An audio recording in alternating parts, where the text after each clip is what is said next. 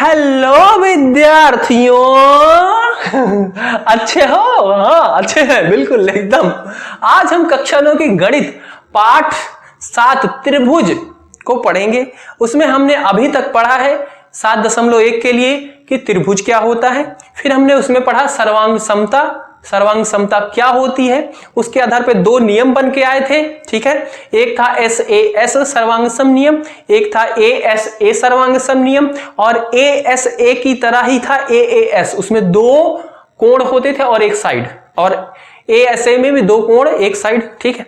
तो उनका मैंने बताया था क्या चीजें हैं, क्या डिफरेंस है उनमें, ठीक है। तो ये हमने पढ़ा, पर वहां पे क्या थे, सर्वांग समता क्या होती है, 2 त्रिभुजों के बीच में होती थी। अब हमें जो इस प्रश्नावली यानी कि 7.2 के लिए पढ़ना है, उसमें हमें पढ़ना है कि एक ही त्रिभुज होगा, ठीक है, पर उनकी भुजा के बीच में संबंध के आधार पे कुछ टाइप के, कुछ प्रकार के आपको त्रिभुज बताए जाएंगे। तो यहां पे मेन आपको 3 तरीके के होते हैं, मेन 3 तरीके के होते हैं एक ही त्रिभुज के भुजा के आधार पे, ठीक है। तो मैं यहां पे लिख दे रहा हूं, बाकी इसकी जरूरत नहीं है, आपको सिर्फ इसमें समद्विबाहु त्रिभुज पढ़ना है। तो पहला होता है समद्विबाहु त्रिभुज, दूसरा होता है समबाहु त्रिभुज, तीसरा होता है विषमबाहु। समबाहु त्रिभुज में क्या होता है कि एक त्रिभुज होगा जिसकी 2 भुजाएं क्या हैं, बराबर होंगी, ठीक है। तो ये मान लेते हैं ABC एक त्रिभुज है जिसमें क्या होगा, AB बराबर होगा AC के। ये चीज होता है समद्विबाहु त्रिभुज। इसे अंग्रेजी में कहते हैं आइसोसेलेस ट्रायंगल, मतलब ये वाली भुजा इसके बराबर होगी। अगर ऐसा त्रिभुज है तो उसे बोलेंगे समद्विबाहु त्रिभुज है। समबाहु त्रिभुज क्या होता है, जिसकी तीनों भुजाएं बराबर होती हैं, ठीक है। तो ABC हम एक त्रिभुज बनाते हैं और जिसकी क्या है, तीनों भुजाएं बराबर है, यानी कि AB बराबर BC बराबर AC, ठीक है, तीनों भुजाएं बराबर होंगी। उसके बाद विषमबाहु। विषमबाहु क्या होता है, एक ऐसा त्रिभुज जिसकी तीनों भुजाएं अलग अलग हों, ठीक है। तो यहां पे अगर मैं इसकी नेमिंग कर दूं ABC, तो यहां पे AB ना तो BC के बराबर होगा, इसको कट कर देते हैं, मतलब बराबर नहीं है, और ना तो AC के बराबर होगा, मतलब सारे भुजाएं की लंबाई क्या है, वो अलग अलग होगी, बिल्कुल भिन्न भिन्न होगी। तो ये 3 तरीके के त्रिभुज होते हैं इनके भुजा के आधार पे, ठीक है। यही आप पढ़ोगे ज्योमेट्री में, और इसके अलावा कुछ नहीं है ज्यामिति में, ठीक है। त्रिभुज के बारे में अगर बात करें तो बाकी तो अलग चीजें हैं। आइसोसेलेस ट्रायंगल जिसे अंग्रेजी में कहते हैं। तो इसी के आधार पर 2 प्रमेय दी गई हैं कि समद्विबाहु मतलब उसकी 2 भुजाएं बराबर हों, ठीक है, उसे बोलते हैं समद्विबाहु। तो इसमें हमें एक तो पढ़ना है कि समद्विबाहु त्रिभुज के सामने वाले कोण बराबर होते हैं, ठीक है। जैसे यहां पे आपको डायग्राम में दिख रहा होगा, ठीक है, कि AB के सामने वाला भुजा जो कोण है वो क्या है, बराबर होगा, और इधर AC के सामने वाला कोण बराबर होगा, और ये दोनों कोण B और C बराबर होंगे। ये एक प्रमेय हमें सिद्ध करना है। इसके लिए आपको एक प्रमेय पढ़नी है। ये क्या कह रही है, एक बार ध्यान से सुनो। ये कह रही है कि अगर एक समद्विबाहु त्रिभुज है, मतलब उसकी 2 भुजाएं बराबर हैं, तो उनके सामने वाला जो कोण होगा वो भी बराबर होंगे। मतलब इसमें है समद्विबाहु त्रिभुज ABC एक त्रिभुज है जिसमें इसकी AB भुजा क्या है, AC के बराबर है। ये सिंबल जो लगाया जाता है मतलब ये बताता है कि ये भुजा इसके बराबर है, ऐसे के लिए, ठीक है। तो इसको इसलिए लगाते हैं। और फिर ये प्रमेय कह रही है कि इस भुजा के सामने वाला कोण यानी कि ये वाला कोण, और इस भुजा के सामने वाला कोण यानी कि ये वाला कोण, ये दोनों बराबर होंगे, यानी कि कोण B बराबर कोण C ये होगा। क्लियर है बात। इसी को आप लिख सकते हो कोण ABC, कोण ACB, ठीक है। कोण B को लिख सकते हो ABC और कोण C को लिख सकते हो ACB। क्लियर है बात, यहां तक बिल्कुल क्लियर होगी। तो ये चीज हमें सिद्ध करना है, और सिद्ध हो जाएगी तो हम इस प्रमेय का प्रश्नावली के अंदर प्रयोग करेंगे प्रश्नों को हल करने के लिए, ठीक है। तो भाई कैसे सिद्ध होगी, तो इसके लिए हमें इसमें कुछ रचना करनी पड़ेगी। तो रचना के लिए, रचना मतलब कुछ बनाना पड़ेगा अपने आप, अपने हिसाब से, ठीक है। तो मैं रचना में ये कर रहा हूं कि एक इसमें रेखा डाल रहा हूं, कहां से, A से यहां D पर, D मतलब मध्य बिंदु में BC के मध्य बिंदु D पर एक रेखा डाल रहा हूं, सीधी रेखा, एक लंब डाल दिया, ठीक है, जो कि यहां पे 90 अंश का कोण बनाएगा। मैंने लंब डाल दी, ये मैंने रचना की है, ठीक है। लिखना चाहो तो हम लिख सकते हैं इसमें, जब इसका हल कर रहे हैं मतलब इस प्रमेय को सिद्ध कर रहे हैं, तो हल में लिख देते हैं कि रचना हमने क्या किया है। रचना में AD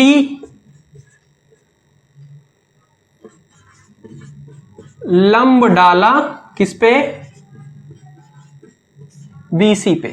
ठीक है, क्लियर बात, बस इतना लिख दो, समझ में आ जाए कि हमने इस पे एक 90 अंश का कोण बनाती हुई एक रेखा बनाई है जो A पे जाके लगी है, बिल्कुल मिली है वहां पे। ठीक है, अब क्या कर सकते हैं कि ये दोनों त्रिभुजों बराबर हो जाए, तो हम यहां पे लगा रहे हैं कॉन्ग्रुएंस वाला नियम। ठीक है, ये वाला पहले त्रिभुज हमने दो त्रिभुज बना लिए, जो बड़ा वाला त्रिभुज दिया गया था उसका दो त्रिभुज बना लिया। अब अगर हम इन दोनों त्रिभुजों को सर्वांग सिद्ध कर देंगे, मतलब कि इस त्रिभुज को अगर उठाऊं मैं, इसके ऊपर ऐसे रखूं, लपेट दूं, ऐसे चौपट दूं, तो बिल्कुल ऊपर से एक दूसरे को ढक लेंगे बराबर एकदम। न ये इधर से देखूंगा तो ना वो वाला दिखेगा, उधर से देखूंगा ना ये वाला दिखेगा, ऐसी स्थिति होगी। तब हम क्या कहेंगे कि फिर ये वाला कोण इसके बराबर है, क्योंकि CPCT सर्वांगसम किसी त्रिभुज के सर्वांगसम भाग बराबर होते हैं उसके आधार पे। तो हम सबसे पहले इन दोनों त्रिभुजों को सर्वांगसम सिद्ध करेंगे, फिर उसके बाद बता देंगे कि हाँ ये कोण भी बराबर है। ठीक है, तो हमारा ये सिद्ध हो जाएगा।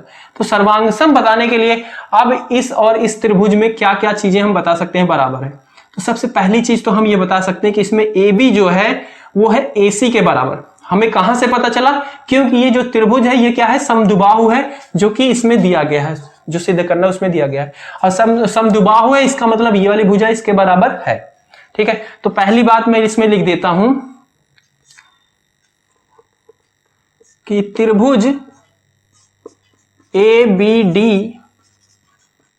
और त्रिभुज ACD में कौन सी भुजा, AB बराबर AC, और ये हमें कहां से पता चल रहा है, दिया है। ठीक है, दिया है मतलब समद्विबाहु है, तो यानी कि बराबर ही होंगे, ये हमें पता है। ठीक है, तो दिया है। और दूसरी बात क्या बता सकते हैं, और क्या बराबर बता सकते हैं। देखो मैंने कहा है कि इस पे हमने लंब डाला है, यानी कि इधर वाला ये कोण और इधर वाला ये कोण, ये दोनों बराबर होंगे 90-90।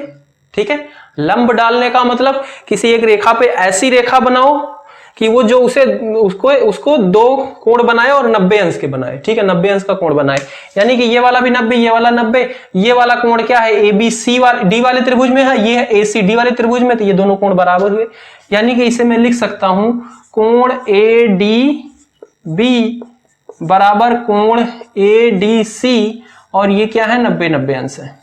ठीक है, या फिर लिख दो कि रचना से, जो हमने रचना की है उसके आधार पे, ये हमें कहां से पता चला, रचना से।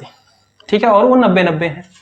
फिर एक बात और देखो, ये जो आपका एक भुजा है ये बीच में AD, ये क्या है, दोनों त्रिभुजों के बीच में है, दोनों त्रिभुजों में है।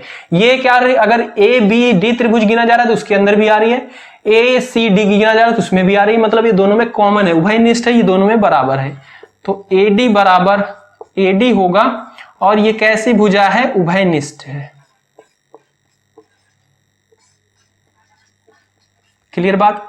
तो अब देखो आपने क्या क्या बता दिया, पहले तो एक भुजा बताई, फिर कोण बताया, एक भुजा बताई, तो ये तीन चीजें आपने बता दी, मतलब दोनों त्रिभुजों सर्वांगसम हो जाएंगे। अब किस नियम से होंगे, तो उसके लिए आप देखो, भुजा है, कोण है, भुजा है। ठीक है, तो हमने कौन कौन सी भुजा बताई, सबसे पहले ये भुजा बताई, ये भुजा बताई, ये कोण बताया है, ये वाला कोण। ठीक है, तो इसको कौन सा कहेंगे, AAS सर्वांगसम। अतः त्रिभुज ABD सर्वांगसम है त्रिभुज ACD। ठीक है, और किससे, AAS सर्वांगसम से,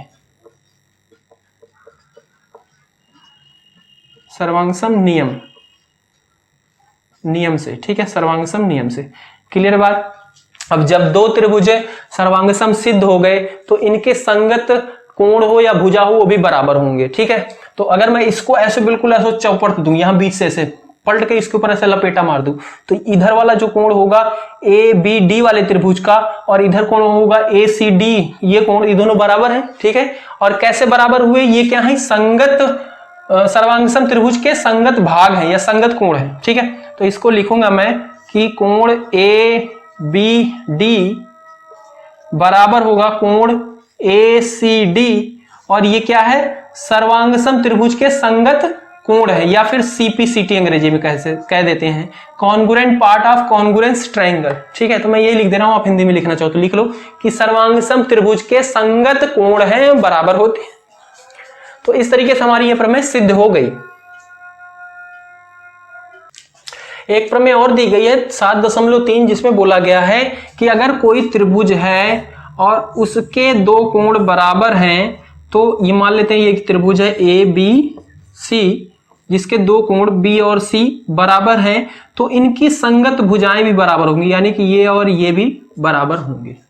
बस ये कह रहा है कि पहले हमने पढ़ा कि अगर तो भुजाएं बराबर है तो उनके सामने के दोनों कोण बराबर होंगे।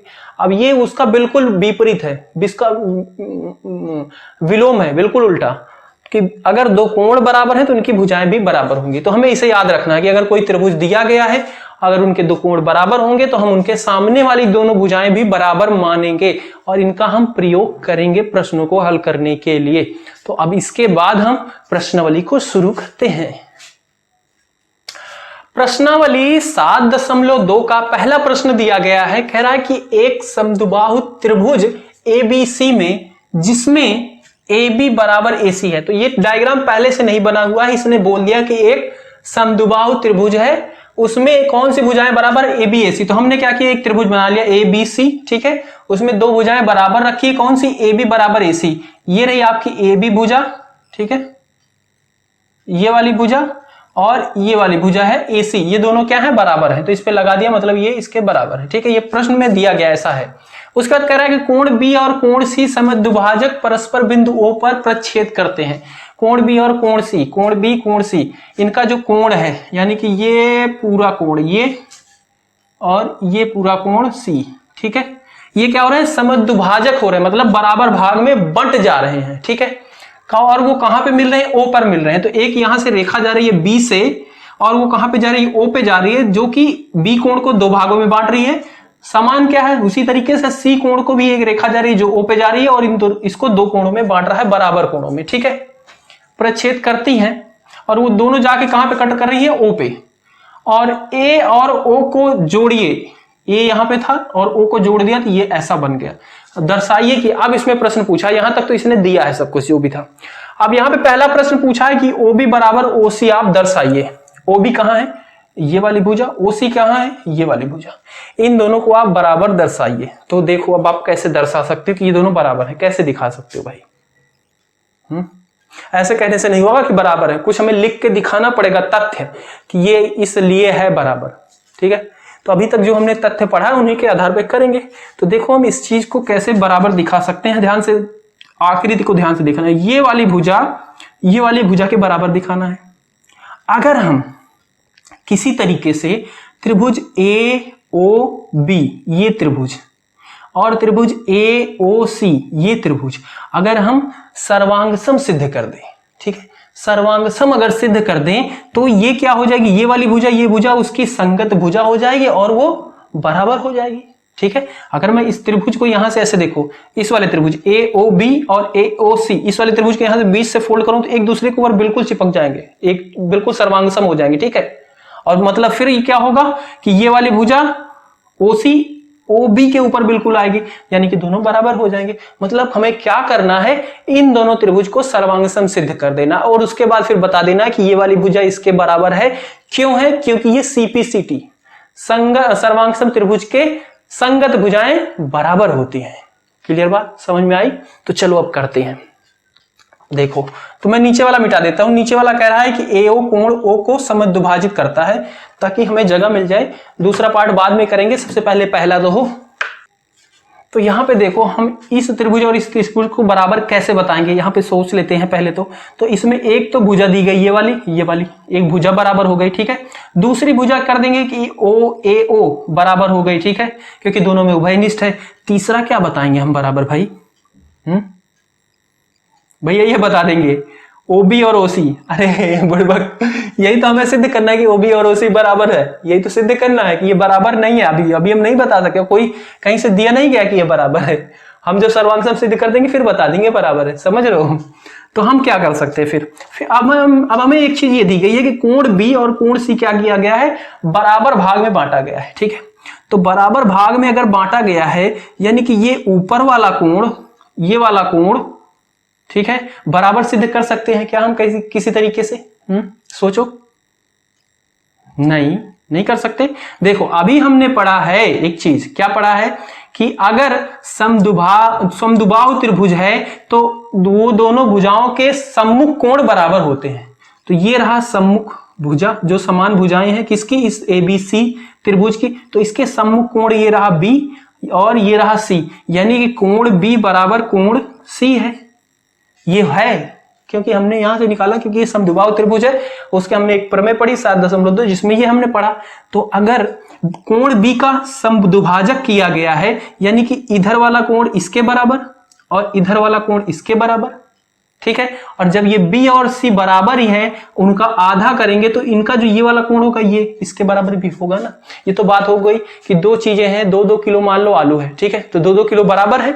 अब 2-2 किलो का हम आधा करेंगे, इस 2 किलो का आधा किया, इस 2 किलो का आधा किया, तो मतलब 1 किलो और इसका 1 किलो बराबर ही होगा ना, वही बात हो गई, ठीक है। तो इस तरीके से हम इसे बता सकते हैं कि ये वाला कोण इसके बराबर है और फिर हमारा सर्वांग सम सिद्ध हो जाएगा। तो सबसे पहले हम इसी पे काम करते हैं। तो हम हल में इसमें लिख सकते हैं कि त्रिभुज ABC में ये समद्विभाजक बताया गया है, यानी कि कौन सी दो भुजाएं बराबर होंगी, तो इसकी AB बराबर AC ये दिया है प्रश्न में, ठीक है। और अगर ये दोनों भुजाएं हैं तो इसके सम्मुख कोण भी बराबर होंगे, यानी कि कोण ABC बराबर कोण ACB है, ठीक है। और ये हमने अभी पढ़ा कि बराबर भुजा के सम्मुख कोण बराबर होते हैं, तो बराबर भुजा के सम्मुख कोण बराबर होते हैं, ठीक है। ये हमें प्रमेय पढ़ा 7.2, उसमें हमने सिद्ध किया ये बराबर है। अब इसमें बताया गया कि इसी कोण का आधा किया गया है, समद्विभाजित किया गया, आधा किया गया बिल्कुल, ठीक है, यानी कि इसका क्या किया गया है, आधा किया गया है ABC का, और इधर इसका भी आधा किया गया ACB का। और जब इनका आधा हो जाएगा, यानी कि ये वाला कोण होगा, तो हमें जरूरत है इस वाले कोण को सिद्ध करने की, क्योंकि हमें ये त्रिभुज सर्वांग सम सिद्ध करना है। तो हम इसको लिख सकते हैं, इस आधे को, कि ये क्या है, कोण ABO है, और इधर वाले इसका आधा ये वाला कोण है, ठीक है। तो हम इस वाले को लिखते हैं, इसको लिखते हैं ACO, तो ये कोण हो गया ACO, ठीक है, और ये दोनों भी बराबर हो जाएगा। क्लियर है। और इसके लिए रीजन क्या बताओगे, क्योंकि प्रश्न में किया गया है समद्विभाजक किया गया है किसको, कोण B और C को, तो कोण B और C के समद्विभाजक, ठीक है, इसकी वजह से हमने इसको आधा किया, हाफ लिख दिया, ठीक है। तो यहां तक बात क्लियर है, इतना नोट कर लो। फिर अब हम आते हैं कि इस त्रिभुज और इस त्रिभुज को सर्वांग सम सिद्ध कर देते हैं। पर इस चीज को याद रखना कि ये वाला कोण और ये वाला कोण ये बराबर हमने सिद्ध कर लिया है, हम डायरेक्ट बता देंगे कि ये बराबर है, ठीक है। तो लिखते हैं इसको मिटा के,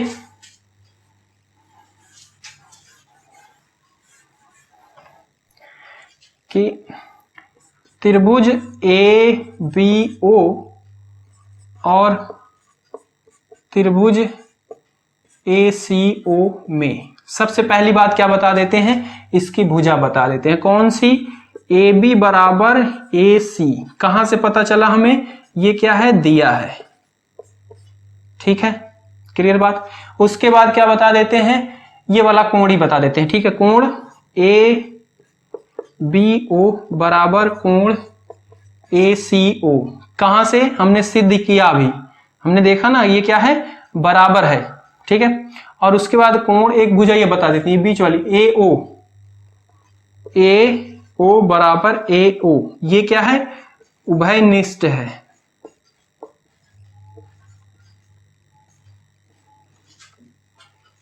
ठीक है। अब हम इसमें तीन चीजें हमने बता दिया, तीन चीजें बता दिया मतलब सर्वांग सम हो जाएगा। अब किसके आधार पे हो रहा है, तो एक इसमें भुजा है, एक साइड है, एक एंगल है, एक फिर साइड है, यानी कि SAS। अतः त्रिभुज ABO सर्वांग सम है त्रिभुज ACO, ठीक है। और ये कैसे है, SAS,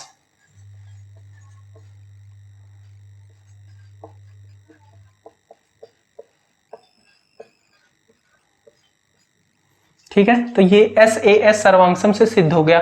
अब हमने प्रश्न में क्या था, OB और OC हमें बताना था बराबर, तो अब बता सकते हो क्या, मैं यहां पे लिख रहा हूं, तो यहां पे लिखेंगे OB बराबर OC। और क्यों है, क्योंकि हमने सिद्ध कर दिया कि ये त्रिभुज सर्वांग सम है और ये OB और OC इन दोनों त्रिभुज की संगत भुजाएं हैं। तो यहां पे लिखेंगे सर्वांग सम त्रिभुज के संगत भुजा बराबर होती हैं। क्लियर बात, तो हमने ये चीज बता दी। इसी में दूसरा भाग दिया गया है कि AO के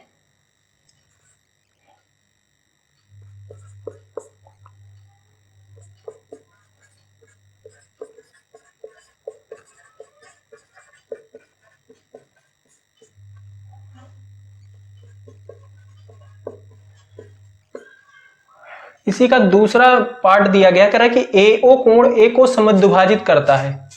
कोण A ये रहा, ये कह रहा है कि OA या AO ये जो भुजा इसको दो भागों में बांट रहा है। तो कैसे बांट रहा है भाई, कैसे आप बता सकते हो? तो हमने अभी सिद्ध किया कि ABO ये त्रिभुज क्या है, सर्वांगसम है ACO, और इसका ये वाला कोण और ये वाला कोण क्या होगा, बराबर होगा। कैसे होगा, क्योंकि ये संगत कोण है, ठीक है, संगत कोण है, बराबर है। जब बराबर है तो ये जाहिर सी बात है AO क्या है, इसको बराबर भागों में बांट रहा है। तो यहां से हम बता देंगे कि कोण BAO बराबर कोण CAO, और ये कैसे हमें है, CPCT, ठीक है, congruent part of congruent triangle, संगत त्रिभुज के संगत भाग, ठीक है। आप हिंदी में लिख लेना, ये लिखने में बहुत टाइम वेस्ट हो जाता है। ओके, तो ये हो गया। अतः AO कोण A को समद्विभाजित कर रहा है।